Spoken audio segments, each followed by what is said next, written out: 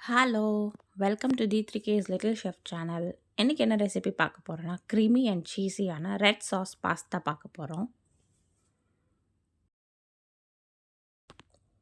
Red சாஸ்க்கு நான் 6 தக்காளி எடுத்திருக்கேன். அது ஜஸ்ட் நீங்கள் எக்ஸ் மாரி பின்னாடி கட் பண்ணிவிட்டு நம்ம வந்து கொதிக்கிற தண்ணியில் போடணும். நான் வந்து இன்றைக்கி 150 கிராம் பாஸ்தா எடுத்திருக்கேன். அதுக்கு நான் 6 தக்காளி எடுத்திருக்கேன். நிறையா சேர்த்திங்கன்னா புளிப்பாயிடும்.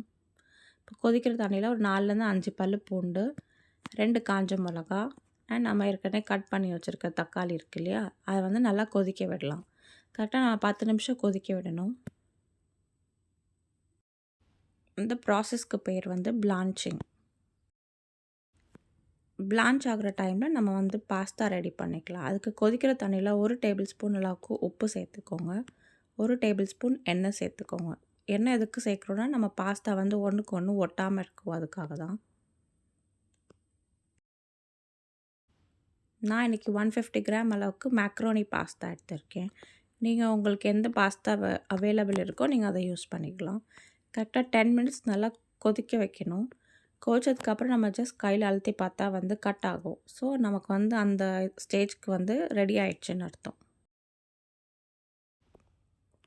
எக்ஸாக்டாக 10 மினிட்ஸில் எனக்கு குக் ஆகிடுச்சு. நம்ம போட்ட சைஸ்க்கும் இப்போ இருக்க சைஸ் பார்த்தாலே உங்களுக்கு தெரியும். இது ஜஸ்ட் தண்ணியை வடித்து எடுத்துகிட்டு நார்மலாக டேப் வாட்டர் இருக்கு இல்லையா, அதில் அலசி நீங்கள் வச்சுக்கோங்க. ஸோ தட் டக்குன்னு வந்து நமக்கு டெம்பரேச்சர் வந்து சட்டில் ஆகிடும். அதுக்கப்புறம் நமக்கு வேகாது அந்த சூட்டுக்கு, அதுக்காக தான். அடுத்து தக்காளி நம்ம போடும்போது எப்படி இருந்தது அண்ட் ஆஃப்டர் 10 மினிட்ஸ் பார்த்திங்கன்னா நல்லா சுருங்கி போய் அந்த ஸ்கின் எல்லாம் வந்திருக்கும். ஸோ நமக்கு இது போதும். அடுத்து நல்லா நீங்கள் வந்து ஒரு சில் தண்ணியில் போட்டு எடுத்துட்டு அதுக்கப்புறமா நீங்கள் தோல் உரிச்சிங்கன்னா நமக்கு ஈஸியாக வந்துடும். அதுக்கப்புறம் குட்டி குட்டியாக நம்ம வந்து சாப் பண்ணிக்கணும். ஏன்னா நம்ம அப்படியே மிக்சியில் போட்டாலும் அவ்வளோ ஸ்மூத்தான பேஸ்ட் வராது. ஸோ நமக்கு சாப் பண்ணிவிட்டு போட்டால் நமக்கு வந்து இன்னும் ஈஸியாக இருக்கும்.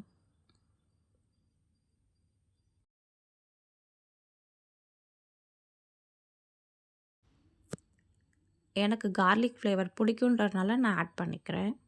மிக்ஸி ஜாரில் ஏற்கனவே நம்ம கொதிக்க வச்ச தண்ணியில் வந்து கார்லிக்கும் காஞ்ச மிளகா போட்டிருப்போம் இல்லையா, அதையும் மிக்ஸி ஜாரில் ஆட் பண்ணிவிட்டு நம்ம ஆல்ரெடி வேக வச்சு சாப் பண்ண தக்காளியும் ஆட் பண்ணிக்கோங்க.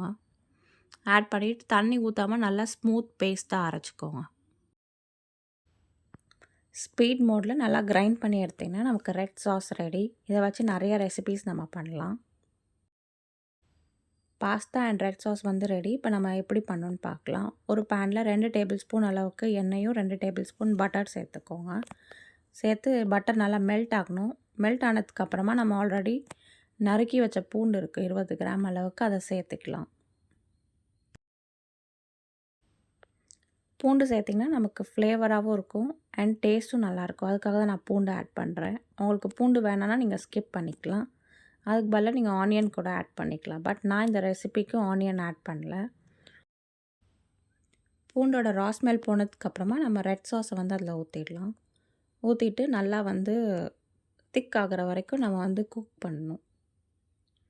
ஜஸ்ட் மிக்ஸ் பண்ணிகிட்டே இருக்கணும். மிக்ஸ் பண்ணாமல் விட்டுட்டிங்கன்னா அடி பிடிச்சிடும். ஸோ நல்லா மிக்ஸ் பண்ணி எடுத்துகிட்டு அதுக்கப்புறமா 1 டீஸ்பூன் அளவுக்கு சில்லி ஃப்ளேக்ஸ் ஆட் பண்ணிக்கோங்க. ஒன்றும் இல்லை, ஜஸ்ட் 2-3 காஞ்ச மிளகாவை மிக்ஸி ஜாரில் பல்ஸ் மோடில் நீங்கள் அரைச்சிங்கனாலே நமக்கு சில்லி ஃப்ளேக்ஸ் கிடச்சிரும். அதுக்கடுத்து 1 டேபிள் ஸ்பூன் அளவுக்கு மிக்ஸ்ட் ஹர்ப்ஸ், அதையும் நீங்கள் ஆட் பண்ணிக்கோங்க. இது சூப்பர் மார்க்கெட் எல்லாத்துலேயுமே கிடைக்கும். அதுக்கப்புறமா 1 டேபிள் ஸ்பூன் அளவுக்கு சால்ட் சேர்த்துக்கோங்க. ஹர்ப்ஸ் சேர்த்திங்கன்னா இன்னும் வாசனையே நமக்கு ரெஸ்டாரண்ட் ஸ்டைலில் கிடைக்கிற மாதிரியே இருக்கும். எல்லாத்தையும் மிக்ஸ் பண்ணதுக்கப்புறமா 1 டேபிள் ஸ்பூன் அளவுக்கு கெச்சப் சேர்த்துக்கோங்க. சாஸு நார்மல் சாஸ் சேர்த்துட்டு எல்லாத்தையும் நல்லா மிக்ஸ் பண்ணி எடுத்ததுக்கப்புறமா நல்லா இன்னும் க்ரீமியாக இருக்கணுன்றதுக்காக நான் 2 டேபிள் ஸ்பூன் அளவுக்கு ஃப்ரெஷ் க்ரீம் சேர்த்துக்கிறேன். உங்கள்கிட்ட இல்லை அப்படின்னா நீங்கள் வந்து ரெட் சாஸ் நல்லா மிக்ஸ் ஆனதுக்கப்புறமா நீங்கள் ஆல்ரெடி நம்ம வேக வச்ச பாஸ்தாவை ஆட் பண்ணிக்கலாம்.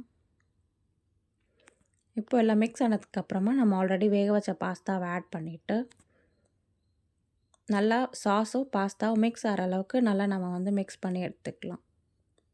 இந்த ப்ராசஸ் பண்ணும்போது மட்டும் நீங்கள் வந்து ஃப்ளேமை வந்து லோ வச்சுக்கோங்க. அதாவது தீயை வந்து மிதமான சூட்டில் வச்சுக்கோங்க. Creamy and cheesy red sauce பாஸ்தான்றனால நான் இன்றைக்கி 2 க்யூப் வந்து சீஸ் எடுத்துக்கிறேன். நீங்கள் வந்து எந்த சீஸ் வேணாலும் யூஸ் பண்ணிக்கலாம். இந்த சீஸ் ஆட் பண்ணிங்கன்னா நமக்கு வந்து அவ்வளோ டேஸ்ட்டாக இருக்கும் ரெசிபி. அண்ட் நம்ம ஹோட்டல் அண்ட் ரெஸ்டாரண்ட் ஸ்டைலில் மாதிரியே இருக்கும். எல்லாத்தையும் நல்லா மிக்ஸ் பண்ணி எடுத்துக்கோங்க. சீஸ் வந்து நமக்கு அடி பிடிக்கும். அதனால் நீங்கள் வந்து ஃப்ளேமை வந்து லோவில் வச்சுட்டே நீங்கள் வந்து மிக்ஸ் பண்ணி எடுத்துக்கோங்க. அவ்வளோதாங்க. அட்டகாசமான creamy and cheesy red sauce pasta ready. நமக்கு பாஸ்தா அண்ட் ரெட் சாஸ் ரெடியாக இருந்துச்சுன்னா நமக்கு வந்து ஈஸியாகவே வீட்டில் பண்ணிடலாம். இது கிட்ஸ்லேருந்து எல்லாருக்குமே பிடிக்கும். நீங்கள் லஞ்ச் பாக்ஸாகவும் இதுக்கு பேக் பண்ணி கொடுக்கலாம்.